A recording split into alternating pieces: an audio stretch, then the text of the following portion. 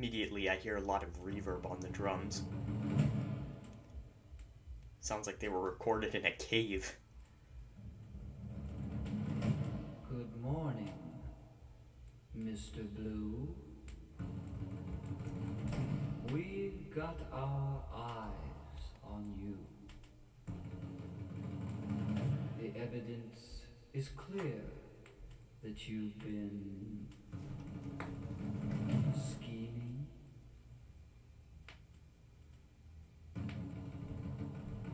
You'd like to steal. Has a very ominous feel so far. And while away the day, you'd like to spend an hour dreaming.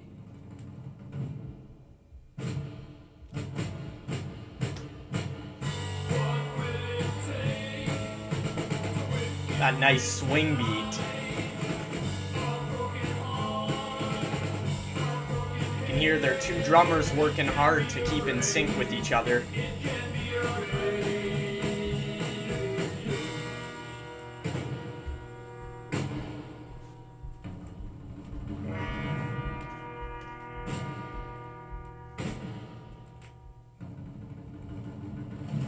Step softly, Mr. Blue.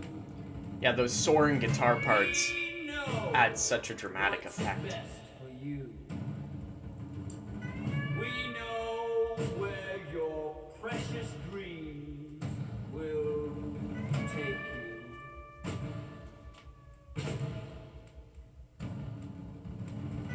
You've got a slot to fill. And fill that slot you will. You'll learn to love it, or we'll break.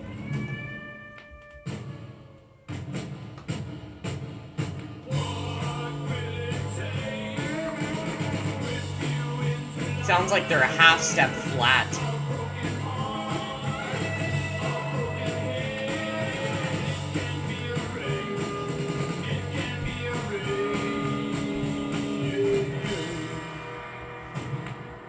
Now you can hear that fuzz starting to come in.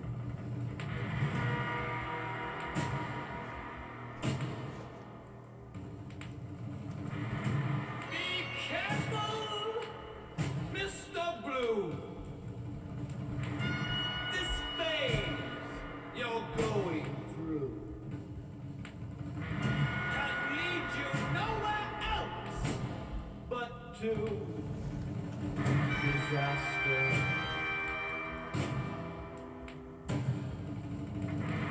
Excuse us while we grin.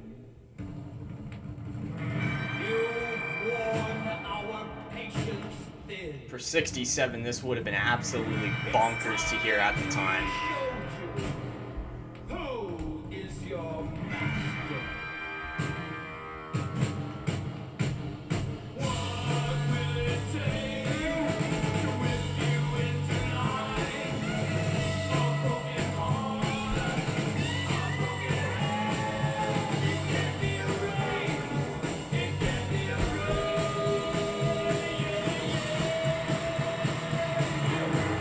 This is the first headbanging song.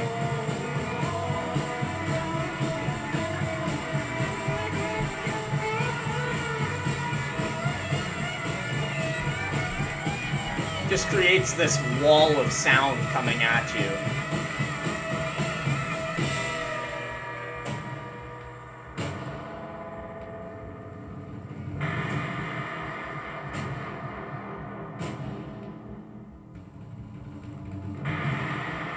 Don't worry, Mr. Blue. We know what's good for you. Just think of it as sense and not surrender.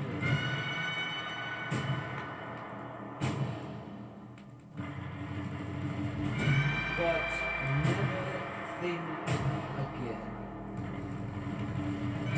The vocals are just You can delivered so passionately here. Or you'll get something you'll remember. What will it take with you into life? A broken heart, a broken head.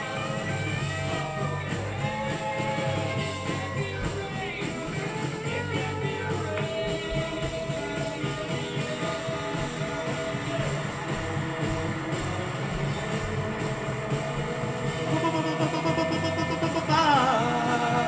Yeah.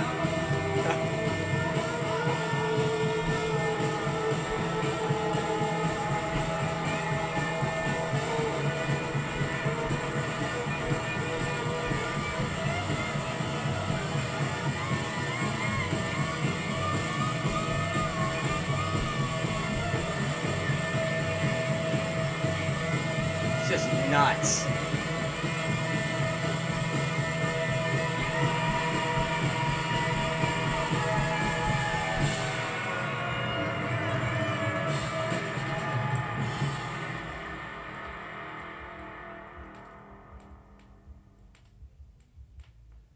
And we're gonna move on into the next track. Think again.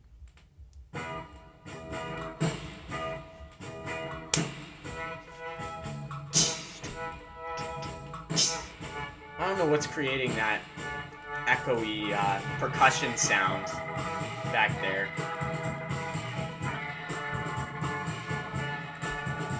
Think again, once more she's gone. But then it's better to be free. You missed her, you needed her, but that should never be. And now I'm crying inside to myself.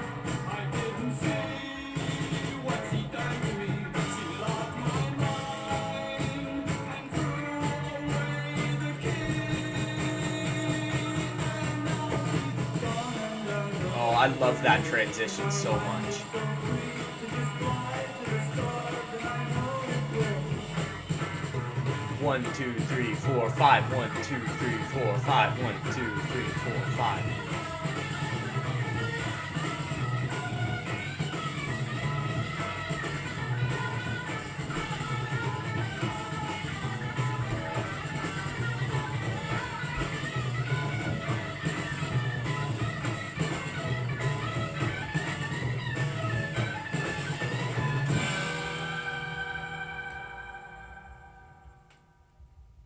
I'm going to start off by talking about the first song, Mr. Blue, which was possibly my introduction to this album to begin with.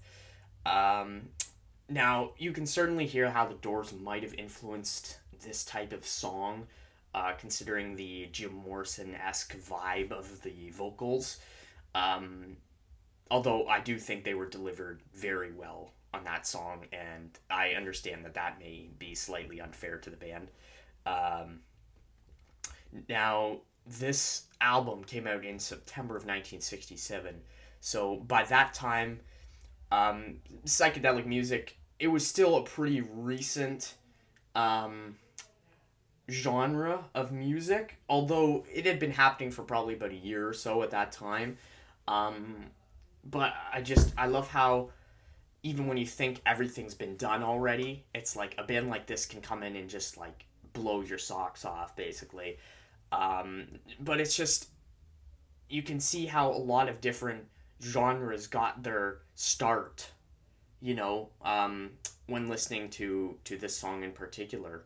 A lot of people like to credit bands like Blue Cheer, Black Sabbath for starting metal, and that's, those were two of the first major bands, obviously, to kind of capitalize on that sort of sound. But my God, is that ending section heavy? And they just create this like huge wall of sound that's very disorienting to the ears and to listen to. Obviously, the lyrics are very governmentally oriented. When you think about the fact that this album came out in a time where not only was the Vietnam War raging overseas, but there were a lot of factory workers being employed in New York, Detroit, and Chicago. Uh, that kind of um, leads me to believe that this song um, essentially is talking about the man or the government, and basically describing how the government at that time was willing to break you in order to in order to make you conform to societal standards, essentially, of that time period. Um, this is evidenced by quite a few of the lyrics in the song, but particularly, what will it take to whip you into line? A broken heart, a broken head, it can be arranged. Um, I don't really like getting into political stuff on my channel, but um, I just thought this was a very um, different song for the time period. And I don't mean different in a bad way. I mean, very like theatrical and dramatic and ominous for the time period. And again, that's something I'm kind of contradicting myself here, just because sometimes I don't like it when people like pigeonhole 60s music by saying, oh, it's like super complex for that time period, you know. But when you consider the fact, like the Beatles were releasing stuff when this came out, you know, or when the MC5 started up. So it's quite an interesting time frame to look at in terms of music and how it evolved, I guess. But I can definitely see how possibly some early prog music may have been influenced by this, just with, like I said, all the kind of spooky sounds and stuff. Yeah, the fuzz on the guitar is just like monstrous when you're getting into the later half of the song. Not to mention the drums. I believe this was one of the first bands to use two drummers on the album, and it even says on the back, it says it's recommended this record be played at max volume so you can hear the inventive work of the two drummers. That being said,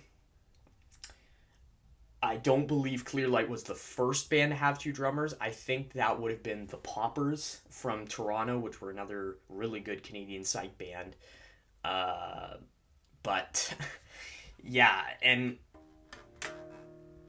I don't really know what else to say other than that. I can talk a little bit, I guess, about the chord structure of the song. Now, to me, it sounded like they were a half step flat.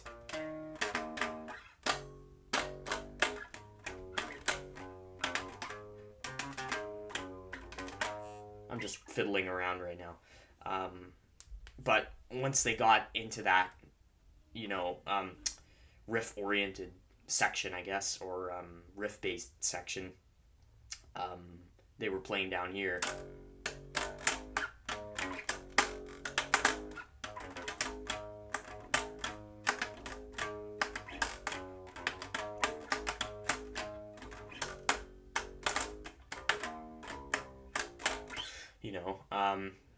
Like a broken heart, a broken head, it can be arranged. And then to me it sounded like they were just jamming an E flat for the last minute of the song, basically, with the bass player doing this kind of almost rockabilly style bass line to me. So yeah, let's move that song out of the way, I suppose, and start thinking about the next song, which is Think Again. The reason I threw this one in there on top of Mr. Blue was because I wanted... I understand this is an acquired taste of music. Not everybody likes that monotonous tone of not even vocals, but just talking their way through a song. So I wanted to expose people, if they didn't like that, to a more accessible side of the band, I guess. Now, Think Again is a pretty short song, but that doesn't mean it doesn't give you quite a bit to chew on. I really like the chord structure of the song, and to me the lyrics seem like a pretty standard love ballad, but it's also expressing this desire for freedom, and how even though this girl has left him, now he can't help but feel free and feel that he can do what he wants to do, essentially.